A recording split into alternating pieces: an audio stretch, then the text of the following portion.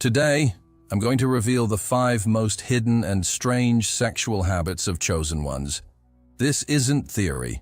This is lived truth, a truth most people would never dare speak out loud. Because when it comes to sexuality, spirituality loves to preach purity, control, abstinence. But no one dares to speak about what really happens when a chosen soul tries to exist inside a human body, vibrating on frequencies that this world simply can't handle. This is the hidden side of the chosen ones, the side buried beneath layers of secrecy, desires that don't fit into any known pattern, encounters that feel cosmic rather than physical, instincts that pulse like ancient codes deeply embedded in your DNA. If you've ever felt like your sexuality doesn't belong in this world, you need to stay until the end, because what I'm about to reveal could alter forever how you understand yourself. Before we dive in, hit that like button to strengthen this spiritual frequency. Subscribe if you haven't already, and comment 99 below, because spiritually, the number 99 symbolizes the completion of a powerful cycle, and it's time you completed yours. First habit: energetic sexual encounters with invisible beings. Have you ever woken up in the middle of the night, your heart pounding, your skin electrified, but the room was empty? No one was there, no sound, no touch. Yet your body felt like it had just been through an intimate encounter you can't explain. If that has happened to you, you're not crazy. You're not imagining things. You are simply experiencing one of the most hidden, misunderstood, and forbidden dimensions of being a chosen one. Many chosen ones live through energetic sexual encounters with invisible beings, spirits, ancestors, guides, or entities from dimensions where physical bodies are irrelevant. These experiences don't follow human logic. They don't ask for permission, they just happen. And when they do, they leave marks not on your skin, but deep inside your soul. You might be lying still, eyes closed, but suddenly, a wave of presence fills the room. You feel touched, kissed, embraced, yet no physical hands are there. For some, it's a gentle, magnetic pull, like being wrapped in an aura of warmth and ecstasy. For others, it feels like an intense surge of energy, almost overwhelming, as if something ancient has claimed a part of you didn't know existed. These are not ordinary dreams. They are not products of your imagination. These are soul-level unions that transcend the limits of time, space, and flesh. It's the spirit realm choosing to merge with you, using your own body as the portal. But here's the secret no one dares to admit. Not every entity that seeks you out has pure intentions. Some come to heal, some come to teach, but others, they come to feed.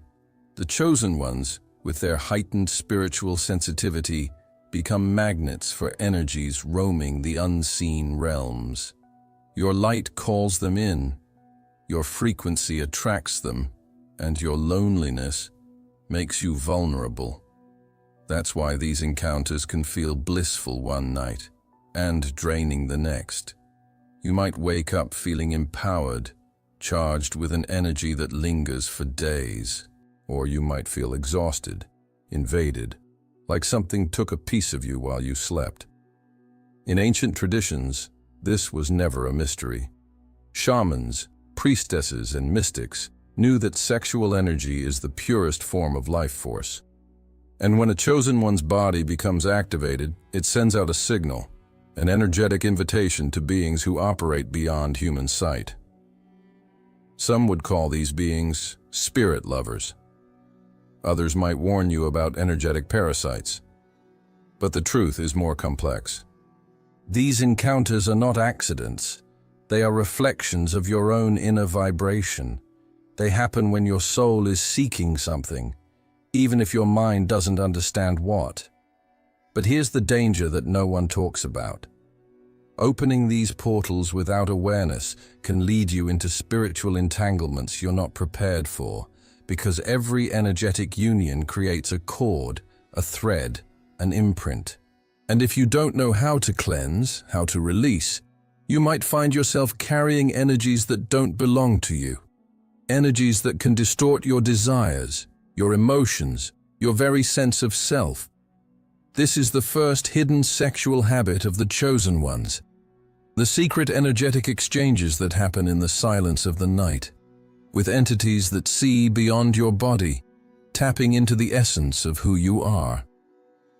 But now, I need you to pause and ask yourself, have you ever felt a presence touch you in a way no human ever could? Have you ever awakened with a knowing, deep, unexplainable, that you've just been in contact with something otherworldly? Because what I'm about to reveal next will go even deeper. The next habit is not about what visits you in the night. It's about a force inside you that shuts down the physical world completely. And when it happens, you'll begin to understand why most chosen ones are trapped in a cycle of silent, involuntary abstinence. Don't move. The next revelation might explain years of confusion you've never dared to speak about.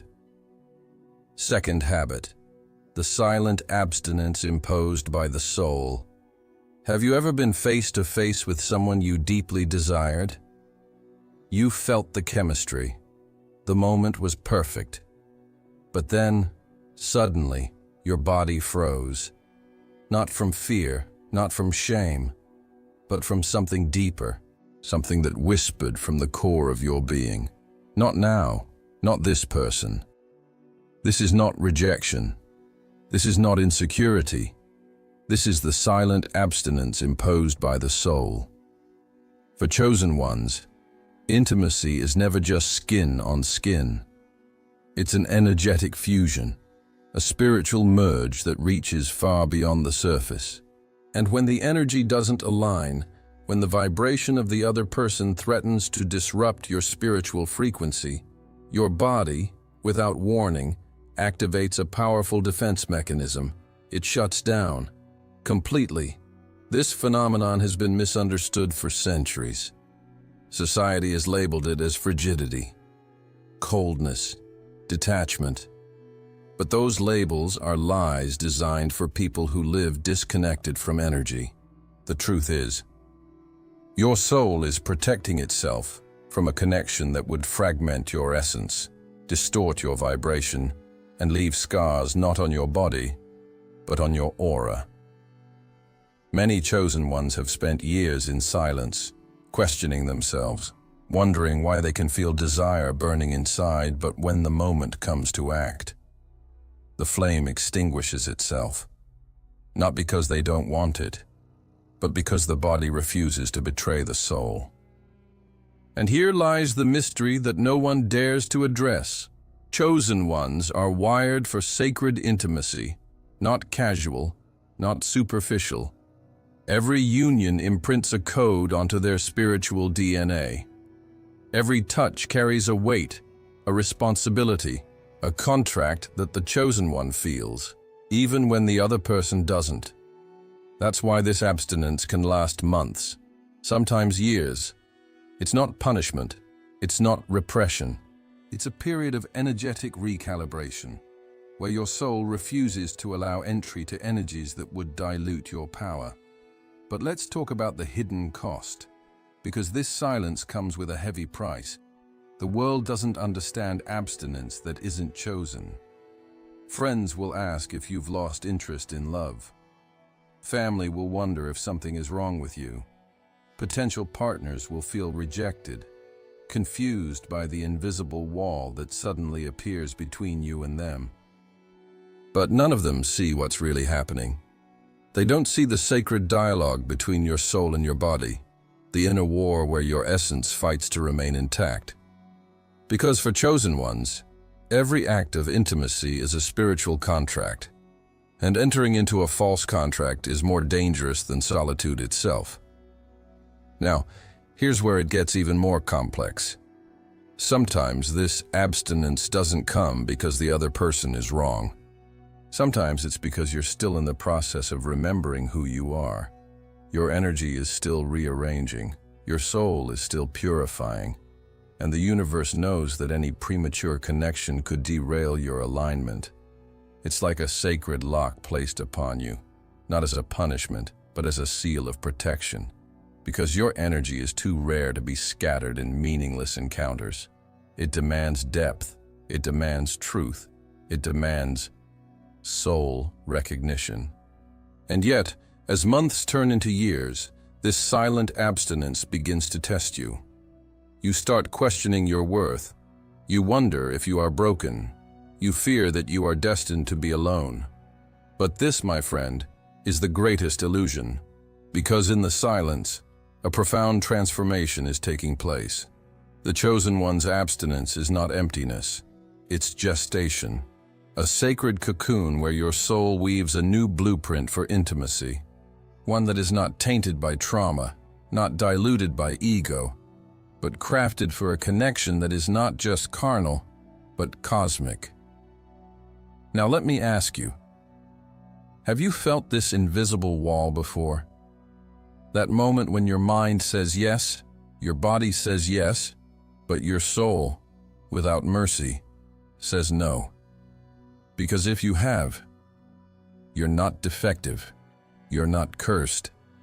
You are being prepared for a union that this world isn't ready to understand. And what I'm about to tell you next will take you even deeper. Because while some chosen ones are kept in abstinence by divine protection, others are pulled, magnetically, towards people who carry wounds that are not theirs to heal. The next habit will reveal why your soul keeps attracting pain disguised as love. Stay with me, because what's coming might explain every chaotic relationship you've ever lived through. Third habit, the magnetic attraction to wounded souls. Why do chosen ones keep falling for people who are broken? Why does your heart feel an uncontrollable pull towards those who are drowning in their own darkness? It's not a fetish. It's not a savior complex. It's something much deeper, something ancient, a soul-level radar for pain. You walk into a room, and without even knowing how, you feel it. The weight someone carries, the silent scream behind their smile. Their unspoken wounds echo in frequencies only your spirit can detect. And before you can think, you are drawn in, like a healer who senses a wound begging to be touched. But here's the truth. That attraction is not random. It's karmic. Chosen ones are born with a spiritual blueprint designed for transformation. You carry light codes that, when in proximity to someone's pain, activate a healing current. It's not something you choose, it's something you are. And because of this, broken souls are magnetized to you. They feel it, even if they don't understand it. To them, being near you feels like relief, like a bandage over a wound, like a breath after suffocating for years. But here's where the danger begins. While you're trying to mend them, you start absorbing their weight. You give, you carry, you burn yourself at both ends, and most of the time, they don't even notice the toll it takes on you. What starts as a deep connection slowly turns into a spiritual transaction where you give everything, your time, your energy, your body, in a desperate attempt to fuse with their pain, to fix it, to cleanse it. But intimacy, in these cases, becomes a battlefield. Sex turns into a ritual of healing, but also of self-sacrifice. You enter their wounds hoping to patch them up, but every touch, every embrace leaves you more fragmented. And when the mission is over, when their broken pieces start falling into place, they often leave. Sometimes with gratitude, sometimes with indifference, but always leaving you with an emptiness that words can't explain. Because you didn't just give your affection, you gave parts of your soul, pieces of yourself that you never got back. And here's the painful cycle most chosen ones don't realize. You keep attracting broken souls because your energy is still broadcasting, "I can fix you." It's an unconscious signal, a beacon that calls out to every wounded heart. And the more you heal others, the more you feel unworthy of receiving that same healing in return. But you need to understand this. Not every person you heal is meant to stay. Not every soul you mend is your soulmate. Some people come into your life not for love, but for correction. Their purpose is to receive, yours is to release. But if you don't recognize this pattern, you'll remain trapped in a loop of intense, chaotic relationships, each one leaving you a little more drained, a little more disconnected from your own essence. And yet, there's another layer that few chosen ones are willing to face. Sometimes it's not about them. Sometimes it's about you. You're not just drawn to their pain, you are drawn to your reflection in their wounds. Because deep inside, part of you believes that healing them will finally heal you. It's an unconscious bargain, a silent hope that by fixing what's broken in them, you can fix what feels broken in you. But this is the ultimate deception, because you can't heal yourself through someone else's redemption. You can't patch your wounds by stitching theirs. The true healing begins when you stop choosing relationships as rescue missions.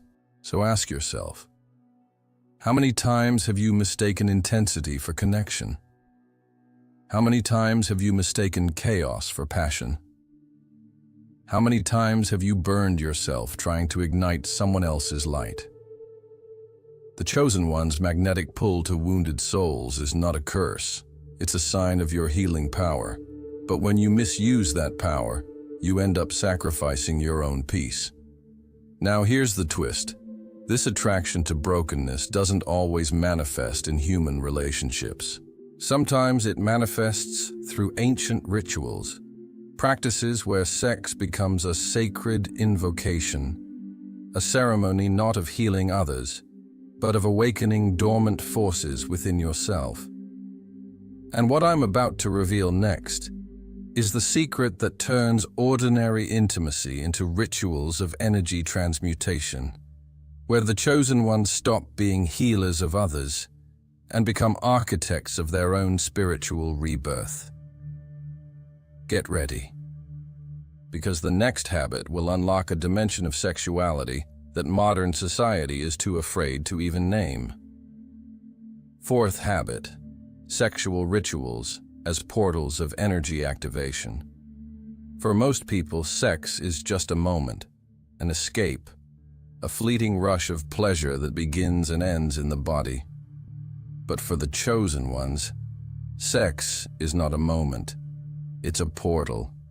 It's a ceremony where the physical becomes alchemy, a sacred ritual where energy is not just exchanged, it's activated, it's transmuted. It's unleashed into dimensions that words can't reach. You see, the chosen ones were never designed to experience intimacy the way the world does. Every touch, every breath, every climax. It's not just sensation, it's a spell being cast. Long before modern society reduced sex to entertainment, ancient civilizations understood its true power. The priestesses of the moon, the tantric mystics, the shamans of forgotten tribes. They all knew that when a chosen soul unites the sacred feminine and the sacred masculine in conscious union, they don't just experience pleasure, they open portals. Candles are not just ambiance, they are beacons that signal to the spirit realm. Crystals are not just beautiful stones, they are frequency amplifiers, placed intentionally on the body to channel specific energies. Mantras are whispered, not to seduce, but to summon forces that transcend this reality. During these rituals, the sexual act becomes a sacred architecture. Every movement is designed, every rhythm is a language, Every breath is a key unlocking layers of the soul, and the orgasm, the climax, is not an ending. It's the ignition point, a cosmic explosion where the ego dissolves and the chosen one becomes pure vibration, connected to all that exists. But here's where the hidden truth lies. This power is dangerous, because opening energetic portals through sexuality is not a game. It's not a trend. It's not something you dabble in without reverence. When done without consciousness, when done out of ego, these portals can attract forces that are not ready to be handled. You might think you're just experimenting, but in reality, you could be inviting entities that don't seek to heal, but to feed. That's why, throughout history, these rituals were only passed down to those who were prepared, those who had tamed their shadows, those who understood that sex is not just about taking, it's about offering. In the hands of a chosen one who is aware, sexual energy becomes a tool for manifestation, a weapon for healing, a bridge between realms. But in the hands of one who is fragmented, it becomes a gateway to chaos, where unresolved traumas hijack the ritual, and instead of ascending, the soul gets trapped in loops of addiction, confusion, and energetic entanglements. This is why many chosen ones, even without knowing these ancient practices, naturally feel the urge to ritualize intimacy. Lighting a candle before union, breathing in synchrony, visualizing colors, symbols, sacred geometries while making love. These instincts are not random. They are soul memories resurfacing, echoes from lifetimes where you were once a keeper of sacred rites. But here's a reality few dare to confront. The more conscious you become of this power, the more you will realize that not everyone is meant to share that sacred space with you. Because every sexual union, when done with this level of awareness, creates, it manifests, it imprints. And if you're careless, you won't just open doors for yourself. You'll open doors for others to enter your field, uninvited. That's why the chosen one's sexuality is not promiscuity. It's precision. It's sacred alignment. It's the deliberate fusion of energies that, when balanced, can birth realities into existence. So let me ask you, have you ever felt the urge to turn intimacy into a ceremony, even when the world told you to keep it casual? Have you ever felt that sex for you was never just sex, but a mystical act of creation? That instinct is your truth calling, and it's time to listen. But don't think this is where it ends, because there's a shadow even deeper. A secret most chosen ones hide, even from themselves. It's the truth about forbidden desires, desires that seem to contradict everything you believe about being spiritual, desires that involve power, control, surrender, and ancient karmic codes trying to break free. The next habit will reveal why the more light you carry, the darker your hidden desires become, and why embracing them might be the key to your true liberation. Fifth habit, hidden fetishes that reflect ancient soul memories. The deeper the light, the darker the shadow. This is a universal law that no chosen one can escape, and nowhere does this law reveal itself more intensely than in your hidden desires. Desires you've been taught to silence. Desires that don't fit the image of a pure spiritual person. Desires that make you question, is there something wrong with me? But I'll tell you a truth no one else will dare to say. Those fetishes you hide, the fantasies of domination, of surrender, of control and symbolic humiliation, they are not perversions. They are echoes from your soul's ancient history. Every life you've lived, every role you've played, every vow of chastity, every experience of oppression or power, they've all left imprints. imprints that now resurface through desires the world doesn't know how to understand. Many chosen ones carry karmic memories of lifetimes where their power was either abused or denied. Some were priests who vowed abstinence for lifetimes, locking away their primal energy in chains of guilt. Others were rulers, warriors, or even tyrants who misused power and now carry the weight of balancing those dynamics. And here's what happens. Your body remembers what your mind tries to forget. That's why certain desires arise, desires that feel forbidden, desires that clash with the lightworker narrative. But these desires are not mistakes. They are the body's way of rebalancing extremes, a sacred mechanism that the soul activates to reclaim its lost fragments. You see, in the sacred dance of intimacy, dominance and submission are not just roles. They are archetypes, symbols of power, trust, vulnerability, and surrender. When approached with consciousness, these dynamics become rituals of deep healing. The dominant is not a tyrant. The dominant is the guardian of the sacred space, carrying the responsibility to guide, to protect, to channel energy with precision. The submissive is not weak. The submissive is the one with the courage to surrender, to trust so deeply that they allow themselves to be seen, broken, and rebuilt.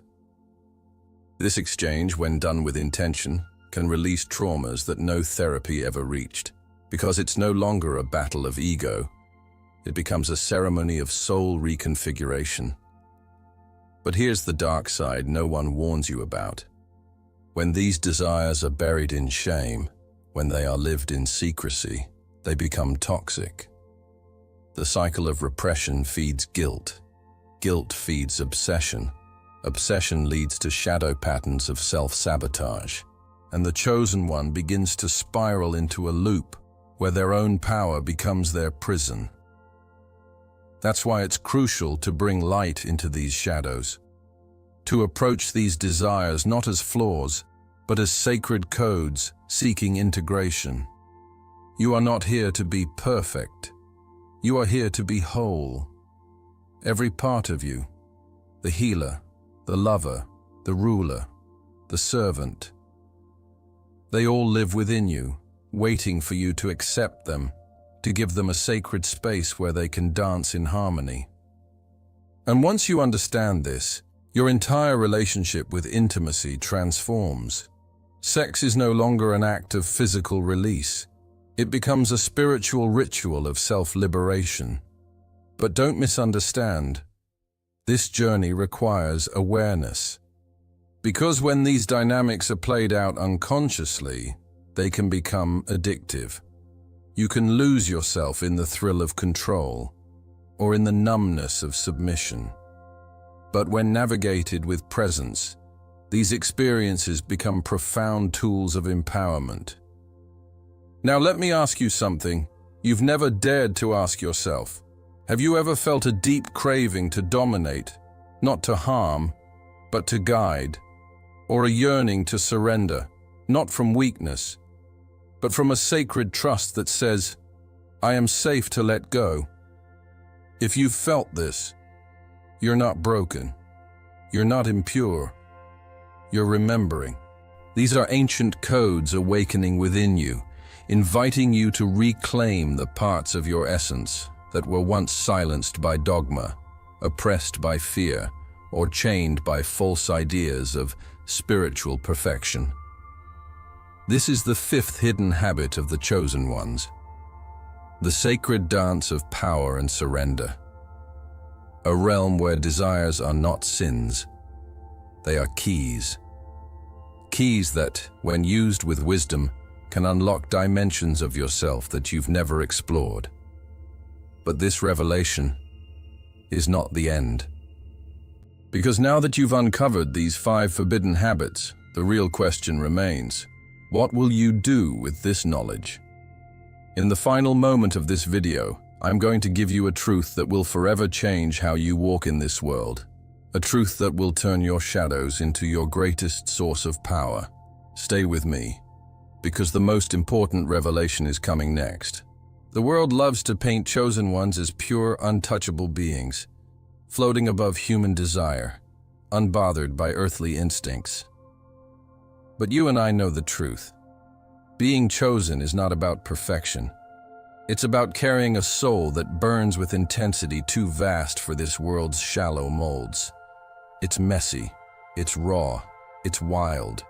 You are not here to be a saint. You are here to be whole. Your sexual habits are not flaws. They are encrypted codes, keys forged in lifetimes of light and shadow. They are maps leading you back to the parts of yourself you were taught to bury. And only when you stop fearing your desires, only when you stand tall and say, "This too is sacred," will you unlock the full force of who you were born to be. Do not let society's ignorance shrink your essence. Do not let anyone's small mind confine your infinite soul. You were never meant to fit into a narrative that was never written for you. You came here to rewrite it. Right now, I want you to type in the comments, "I am ready to embrace my true nature." Let it be your declaration. Let it be the vibration that tells the universe, "I will not hide anymore." Because this video is not entertainment. This is a spiritual initiation. This is a mirror showing you what you've always felt, but never dared to name. And if you're still here, it's because your soul recognizes this call. The time to hide is over.